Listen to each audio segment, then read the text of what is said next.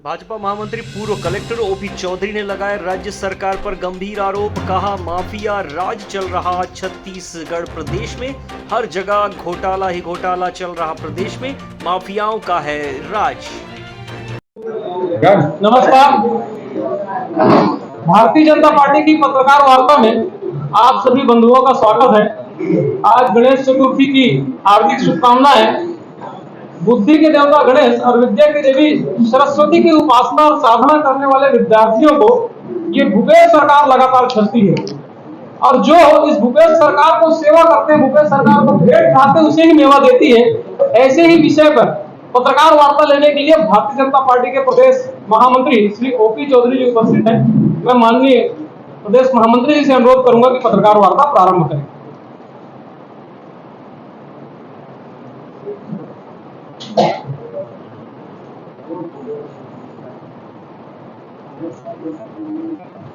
आज सभी पत्रकार साथियों को मैं अभिवादन करता हूं। सभी को स्वागत है और आज गणेश चतुर्थी की मैं आप सभी लोगों को बधाई देता हूं। बड़े दुख की बात है कि हमारे छत्तीसगढ़ के युवा भाई बहनों को जिस तरह के परिस्थितियों का सामना कांग्रेस के राज में करना पड़ रहा है वो अत्यंत दुखद है। आप सभी जानते हैं कि भाई भारत में शिक्षा के माध्यम से अपने जीवन की तस्वीर बदलने के लिए बहुत लोग प्रयास करते हैं। मैं भी उन्हीं परिस्थितियों से खुद गुजरा हुआ हूँ। मैं भी रायगढ़ जिले के एक छोटे से गांव से निकल करके यूपीएससी क्लियर करने का सफर किया था, और मेरी जिंदगी में जो कुछ बदलाव आया, जो कुछ परिवर्तन आया, उसके पीछे अगर कोई कारण है तो शिक्षा ही है।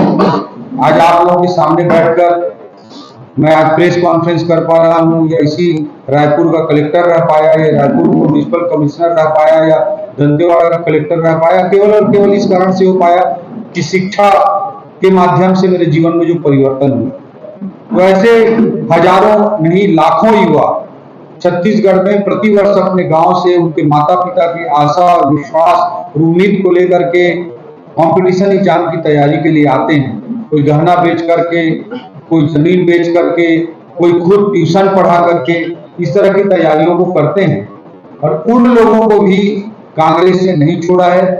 जैसा कि मैं बार बार बोलता हूँ, ये सरकार माफियाओं की सरकार है। माफिया राज छत्तीसगढ़ में चला रहे हैं। कोयला में माफिया, शराब में माफिया, रेल में माफिया, पीएससी में माफिया, व्यापम में माफिया, भर्ती में माफिया, रोजगार में माफिया, यूरिया में माफिया, डीएपी में माफिया, गोबर में माफिया, कोठार में माफिया। ऐसा कोई जगह नहीं छोड़ा इन्होंने जहां पे माफिया राज ना चला रहा है। पीएससी जो कि एक संवैधानिक संस्था है, उसमें भी कई तरह की विसंगतियां, धांधलियां लगातार आती रही। हम लोग उस मुद्दे को पिछले 4 साल से 5 साल से हम लगातार उठाते आ रहे हैं, और अभी जो पीएससी का हालिया रिजल्ट आया है उसमें जो बहुत ही निराशाजनक जो तथ्य सामने आया है, उन सब तथ्यों को मैं आपके सामने रखना चाह रहा हूं। जैसे ये सरकार ट्रांसपेरेंसी तो बरत नहीं रही है, लेकिन कुछ लोगों ने जो आंसर शीट कुछ लोगों के सामने आए, उससे कुछ तथ्य सामने आए, और आप लोगों के बीच से ही कई अखबार के मित्रों ने भी उसको उठाया है। इन विषयों को अनेकों लोगों ने उठाया है। तो इसमें मैं पहला उदाहरण आपके सामने रखना चाहूंगा। ये है, प्रश्न आया था 1857 की क्रांति में वीर हनुमान सिंह जी के योगदान का वर्णन कीजिए। ये प्रश्न आया था। एक अभ्यर्थी ने उत्तर लिख दिया हनुमान सिंह जी के जगह में वीर नारायण सिंह जी का, और दोनों हनुमान सिंह जी भी और वीर नारायण सिंह जी भी हमारे इतिहास के अमूल्य धरोहर हैं। लेकिन पीएससी के परीक्षा में पूछा गया था हनुमान सिंह जी के बारे में और लिख दिया गया वीर नारायण सिंह जी के बारे में। तो ये एस्पिरेंट लिखता है कि हनुमान सिंह जी के जगह उसने आंसर के ऊपर में ही लिख दिया वीर नारायण सिंह, और इसमें लिखता है आगे वो कि वीर नारायण सिंह जी सोनाखान विद्रोह के नेता थे, जिन्होंने माखन बनिया के गोदाम को लूटकर अनाज जनता में बंटवाया था, जिस पर अंग्रेजों ने उन्हें 10 दिसंबर 1857 को जय स्तंभ चौक रायपुर में फांसी दे दिया। जबकि अभ्यर्थी ने इसमें भी गलती करते हुए 18 दिसंबर 1857 को लिखा हुआ है, 10 दिसंबर की जगह 18 दिसंबर लिखा हुआ है। जबकि प्रशंसा हनुमान सिंह जी के बारे में लिखना था। हनुमान सिंह जी छत्तीसगढ़ के मंगल पांडे कहे जाते हैं। वे 3री बटालियन में मैगनीज लश्कर के पद पर कार्यरत थे और 18 जनवरी 1858 को उन्होंने मेजर रुलवेल की हत्या की, जिससे रायपुर में विप्लव प्रारंभ हुआ था, विद्रोह प्रारंभ हुआ था और उन्हें छत्तीसगढ़ का मंगल पांडे कहा जाता है। उनके बारे में पूछा गया था, लेकिन वी नारायण सिंह जी के बारे में लिख दिया गया। और जो 8 नंबर का एक प्रश्न था और वी नारायण सिंह जी के बारे में जिसे लिखा, हनुमान सिंह जी के बारे में प्रश्न पूछे जाने पर उसको 8 में से 5.5 अंक दिया है। और जिस व्यक्ति ने सही लिखा है, जिस अभ्यर्थी ने सही लिखा है हनुमान सिंह जी के बारे में, उसको मात्र 4 अंक दिए गए। ऐसा भी उदाहरण सामने आया है। दूसरा महत्वपूर्ण विषय कुनो अभ्यारण्य के बारे में मैं रखना चाहूंगा। कुनो अभ्यारण्य के बारे में अभ्यर्थी लिखता है कि कुनो अभ्यारण्य असम राज्य में, जबकि कुनो अभ्यारण्य तो मध्य प्रदेश में के श्योपुर और मुरैना जिले में विस्तारित है। ये लिखता है कि कुनो जनजाति यहाँ भारत का प्रथम अभ्यारण्य है, जबकि प्रथम अभ्यारण्य नहीं है। आगे लिखता है कुनो जनजाति पाई जाती है और एशियाई शेरों का संरक्षण किया जाता है, जबकि वहां पर नामीबिया से लाए गए चीतों के संरक्षण का प्रयास किया जा रहा है। कुनो असम में लिख दिया, मध्य प्रदेश की जगह में सारे तथ्य गलत लिख दिए और उसके बाद भी 2 अंक, 4 में से 2 अंक उसको प्रदान किया गया है। 4 में से 2 अंक प्रदान किया गया है। ये दूसरा इस तरह की विसंगति और धांधली की स्थितियां सामने आई। तीसरा मैं आपके सामने रखना चाहूंगा, ये सारे आंसर शीट की कॉपी है मेरे पास। पहला जो मैंने कोट किया वी नारायण सिंह जी वाला, ये आंसर शीट सोशल मीडिया में चल रहा है, आप सब लोग देखे होंगे। दूसरा मैंने कोट किया कुनो वाला, ये भी आंसर शीट सोशल मीडिया में चल रहा है, इसको भी आप देख सकते हैं। तीसरा गणित का, मैथमेटिक्स का प्रश्न है। तीसरा प्रश्न मैथमेटिक्स का प्रश्न है और ये प्रायिकता, प्रोबेबिलिटी से संबंधित क्वेश्चन है।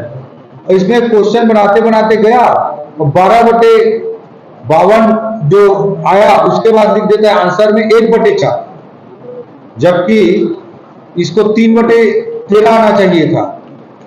इसको 1/4 लिख देता है, जो 12/52 का कोई भी गणित में हिसाब 1/4 नहीं होता है, तो उसको आंसर में लास्ट में 1/4 लिख देता है।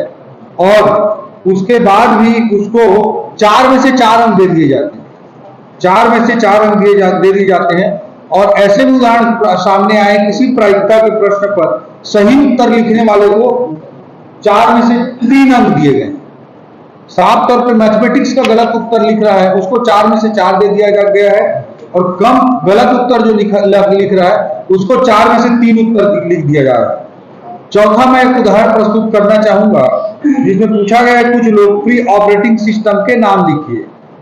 इसमें ये लिखता है आंसर लिखने वाला कीबोर्ड, माउस, प्रिंटर, मॉनिटर, ये कंप्यूटर के हार्डवेयर होते हैं, हार्डवेयर पार्ट होते हैं, सभी जानते हैं। और यह प्रश्न में पूछा गया ऑपरेटिंग सिस्टम का नाम और उस पर इस तरह का आंसर लिखने के बाद भी 2 में से 2 अंक दे दिए गए हैं। ऐसा भी सोशल मीडिया में और अनेक स्रोतों के माध्यम से सामने आ रहा है। और उसे 2 में से पूरे 2 अंक दे दिए गए हैं। और ऐसे भी उदाहरण कई सामने आ रहे हैं जिसमें 2 में से 1.5 अंक ही मिला है। इसी तरह से इंग्लिश लैंग्वेज के पेपर में फिल इन द ब्लैंक्स आया है, उसमें फुलिश आंसर होना था। उसमें एक अभ्यर्थी को 1 नंबर, दूसरे अभ्यर्थी को 2 नंबर दिया गया। ऐसे भी बातें सोशल मीडिया और अन्य माध्यमों से सामने आ रही हैं। इस तरह के मैटर आए हैं। इसके अलावा अखबार में, ये अखबार में प्रकाशित हुआ है, प्रदेश के प्रतिष्ठित अखबार में प्रकाशित हुआ है, जिसमें अखबार के हवाले से मैं कहना चाहता हूं कि पीएससी के सवाल पर अवतल और उत्तल दर्पण वाले में सही उत्तर वाले को 0 नंबर और गलत उत्तर देने वाले को 4 नंबर दिया गया। यह अखबार जिक्र करता है। पेज कोरा छोड़ने पर भी 4 में से 4 अंक मिला है, ऐसा भी अखबार में जिक्र आया है। और इस तरह के उदाहरण सामने आए हैं। और इन सब से जो महत्वपूर्ण बात है जो सामने आ रहा है सोशल मीडिया और अन्य माध्यमों से, उसमें आंसर्स में जो अंक दिए गए हैं उसको देखना और समझना बेहद जरूरी है। इस दृष्टिकोण से पीएससी ने शायद जो व्यवस्था निर्मित की है, डिटेल में पीएससी को भी जवाब देना चाहिए। जो इसमें जो व्यवस्था निर्मित की है उसमें 3 लोगों को अंक दिया जाता है। एक एग्जामिनर अंक देता है, दूसरा डिप्टी हेड एग्जामिनर अंक देता है और तीसरा हेड एग्जामिनर अंक देता है। और उनका शायद एवरेज किए जाने का सिस्टम पीएससी ने बनाया होगा।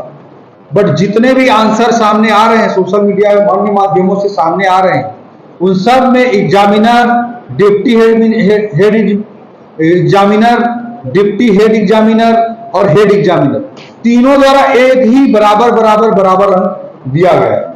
तो जिस तरह का ये मामला सामने आ रहा है उससे यही लगता है कि आंसर शायद जांच ही नहीं किए गए।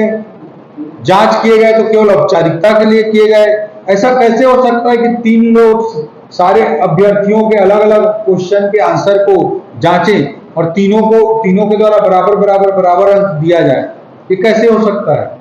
तो इस तरह की चीजें आ रही हैं और लगता है कि या तो पेपर को जांचा ही नहीं गया, जांचा गया तो सही ढंग से नहीं जांचा गया और अपने चहेतों को नंबर फीड करके उनको जिसको सिलेक्शन कराना था उसको करा दिया गया। इस तरह की आशंका उत्पन्न होना, जिस तरह से पब्लिक डोमेन में डॉक्यूमेंट्स आ रहे हैं और ये डॉक्यूमेंट्स को मैं नया प्रस्तुत नहीं कर रहा हूँ, आप सब लोग भी ये सारे डॉक्यूमेंट देख रहे हैं। तो इस तरह की परिस्थितियां जो सामने उत्पन्न हो रही है ये बेहद आपत्तिजनक है और छत्तीसगढ़ के युवा भाई बहनों के साथ बहुत बड़ा धोखा है। अभी एक और अपडेट अभी मैं पोर्टल में देखा एक न्यूज में कि हमारे माननीय हाई कोर्ट में एक पिटीशन लगा था पीएससी के संबंध में, उसमें माननीय हाई कोर्ट ने भी नोटिस जारी किया है, ये भी बात आई है। तो उसमें खैर वो केस में जो आगे होता है लीगल वे में वो बात की बात है, लेकिन जिस तरह की परिस्थितियां निर्मित हो रही हैं बहुत ही आपत्तिजनक है और छत्तीसगढ़ या युवा भाई बहनों को धोखा देने वाली परिस्थितियों की ओर ये इशारा करती है। एक और महत्वपूर्ण विषय है जिसके आधार पे मैं कहना चाहूंगा कि अखबार ने जो लिया है उसके अनुसार 2021 के पेपर में आईने 10 साला पद्धति के संबंध में प्रश्न आया था। अखबार ने जिक्र किया है दैनिक भास्कर ने कि 2021 के पेपर में आईने 10 साला पद्धति जो कि अकबर के समय की ये भू राजस्व व्यवस्था थी। भू राजस्व व्यवस्था एक आईने 10 साला पद्धति जो था ये भू राजस्व व्यवस्था थी, उसके संबंध में अखबार ने जिक्र किया है। अखबार में आप पढ़ेंगे तो स्पष्ट रूप से आपको दिख जाएगा। उसमें अभ्यर्थी ने 10 मिरर यूज करना और एक दिन में 1 मिरर को यूज करना, आईने 10 साला आया तो 10 आईना के बारे में लिख दिया और उसको नंबर मिल गए। तो कांग्रेस के राज में तो शायद साथ मरने वालों को लोग संगमरमर कह देंगे। संगमरमर की परिभाषा साथ मरने वाले के लिए निर्धारित कर दे कांग्रेस के राज में। ऐसे हमारे छत्तीसगढ़ को चला रहे हैं। शिक्षा में माफिया, पीएससी में माफिया, व्यापम में माफिया, भर्ती में माफिया, रोजगार में माफिया। ये भूपेश बघेल जी की कांग्रेस सरकार ने हमारे छत्तीसगढ़ में चरितार्थ करके छत्तीसगढ़िया भाई बहनों को सबसे बड़ा धोखा दिया है। ये अत्यंत दुर्भाग्यजनक है। इन सब बिंदुओं को आपके सामने हम लाए हैं और मैं यही कहना चाहूंगा कि इस पूरे मामले की सीबीआई जांच हो ताकि दूध का दूध और पानी का पानी हो जाए, यही हम अपेक्षा करते हैं। लेकिन ये 5 साल तक ऐसे चला दिए, इनसे उम्मीद करना बेमानी है। आने वाले समय में लोग निश्चित रूप से इनको जवाब देंगे। प्री का रिजल्ट 2018 तक नाम के साथ आता था, उसके भी व्यवस्था को लागू करना चाहिए और ऐसी जो परिस्थितियां उत्पन्न हो रही हैं उसमें ट्रांसपेरेंसी बरतते हुए सारे लोगों के आंसर शीट को भी इनको ट्रांसपेरेंट करना चाहिए, पब्लिक डोमेन में लाना चाहिए। और इन सारे बातों के लिए न कांग्रेस की सरकार पर कोई भरोसा रह गया है, न पीएससी खुद जिस पर चोर होने का आरोप लग रहा है वो खुद पुलिस बन जाए, ये तो कदापि स्वीकार नहीं हो सकता। तो ऐसी स्थिति में सीबीआई जांच की भूपेश बघेल जी में जरा भी नैतिकता बाकी हो तो सीबीआई जांच की उनको घोषणा करनी।